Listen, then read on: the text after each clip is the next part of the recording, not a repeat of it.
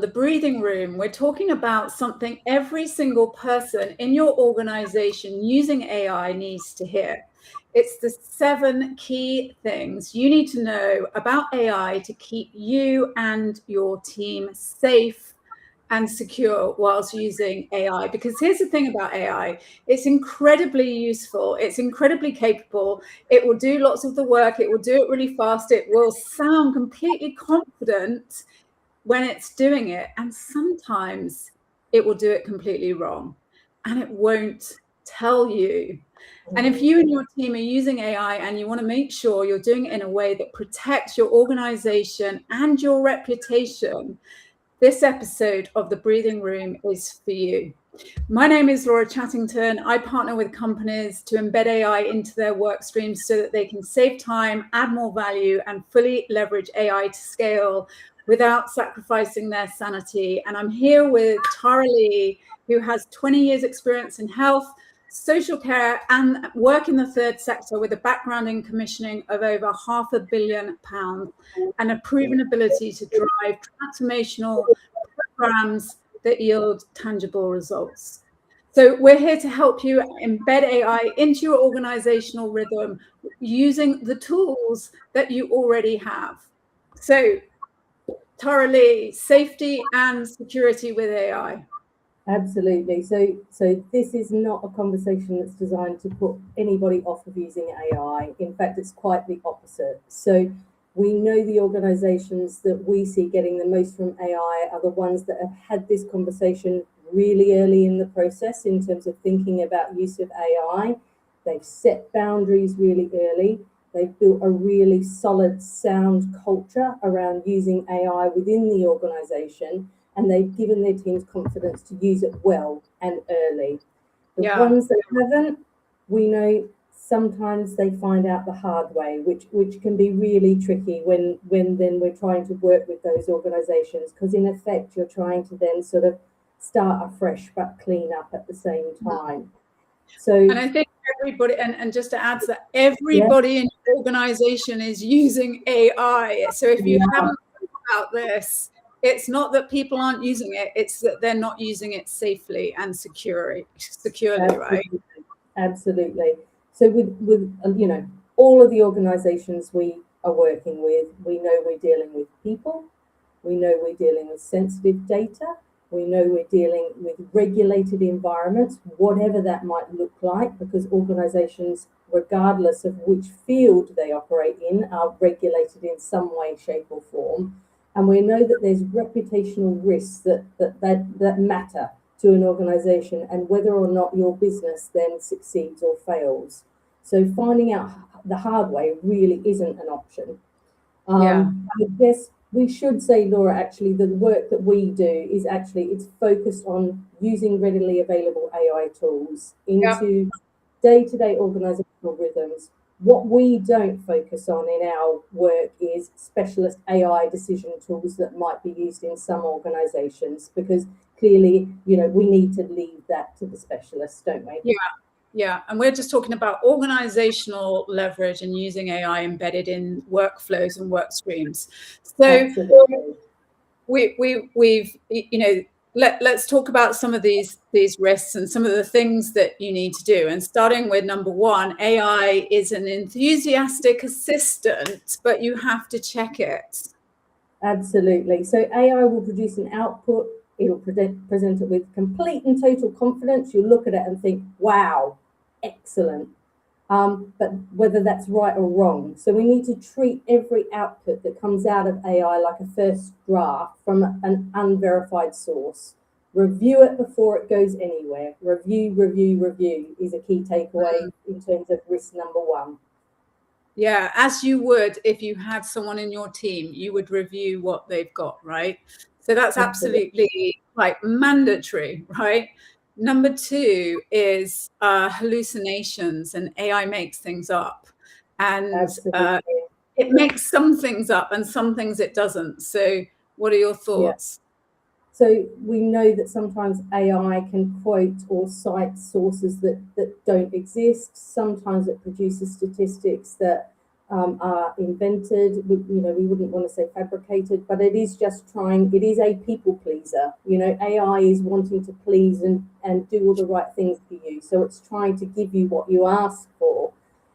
Yes. And sometimes it does just say things that are quite simply wrong. And I know sometimes when I've used it, I've looked at something and just thought, oh no, that's not quite correct. So obviously, in any sort of environment, legal, financial, compliance, clinical, etc., this can cause serious damage to organisations. So never use AI output as your primary source. And again, it's always about verification of the output that comes out. It's all about verification, isn't it? So don't assume important data you need to check as you would, again, any data that you would, and the view that you can just pass AI content or whatever's created by content and not check it is not right. Okay, so number 3, sort of no personal data in public, in these public tools. What are our thoughts on that? I mean, certainly for me, it's an area that I'm really clear that I don't go into. So we definitely do not support advocating or pasting client or staff names, any case details, sensitive company data. I mean, it's like giving your bank details to someone that calls you up on the phone. So we, particularly with publicly available AI tools, free versions of whatever products, let's not name them, but whatever products, readily available tools that might be available, we do not support putting that data into a publicly available tool, because we know the information can be used for model training, and you really need to know where your data is going in terms of the tool that you're using. Yeah. And it's not that the products are going to be sharing that with the world. It's just that from a data security perspective, you need to make sure the data is protected. And there are some tools that, like Copilot, where it sits within your security layer. So again, it's not that you shouldn't be using it. You should just be using it in an informed way, and so should your team. So number 4 is actually GDPR, talking about data. What about GDPR as well? Well, I mean, you wouldn't put any personal data into anything without knowing where it's going. That's the basic fundamental principle.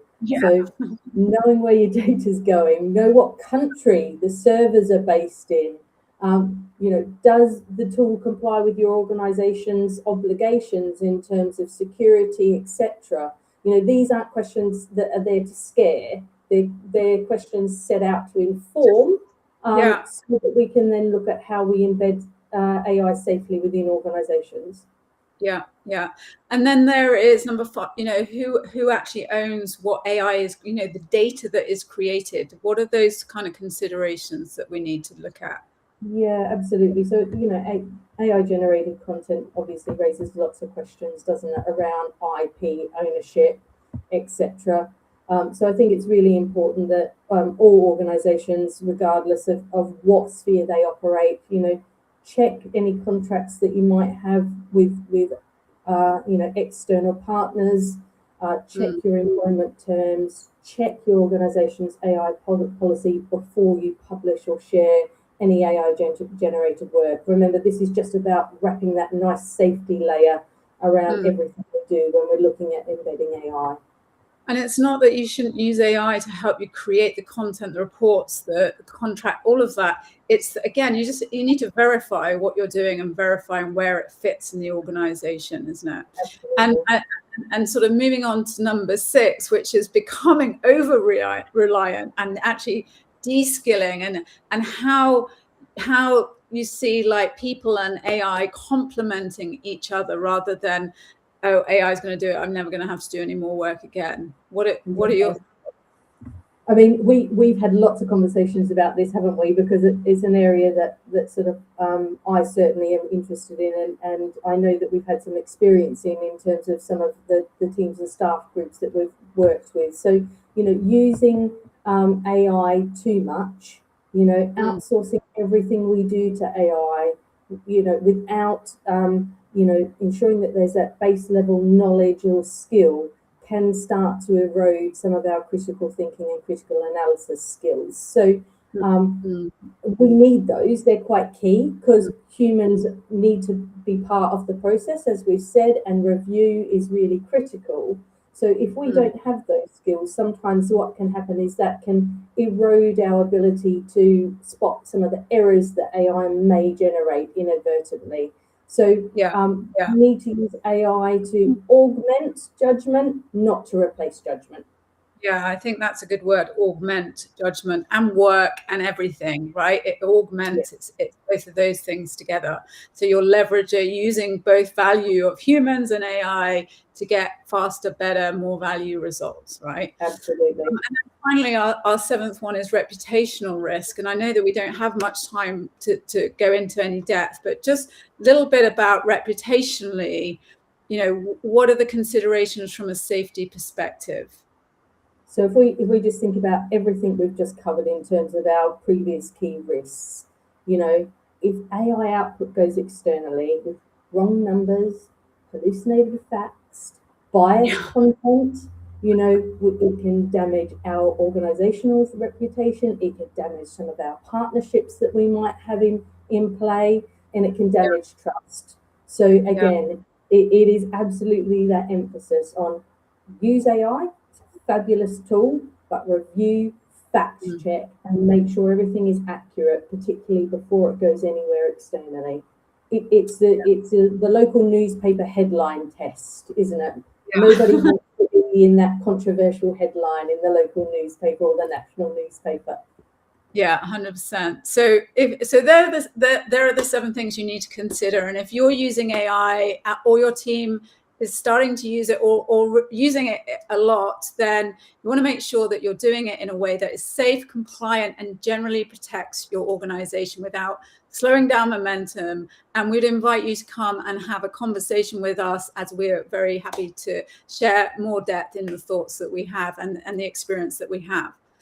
So next week, we're going to be talking about something, we've talked about teams and organizations, and next week, we're going to be talking about a strategy to use for you personally and each member of your team so that you can really get some productivity and get lots of the work done and really focused in priorities every single day of every single week. So we'll see you here next week in the breathing room, and I look forward to chatting with you then.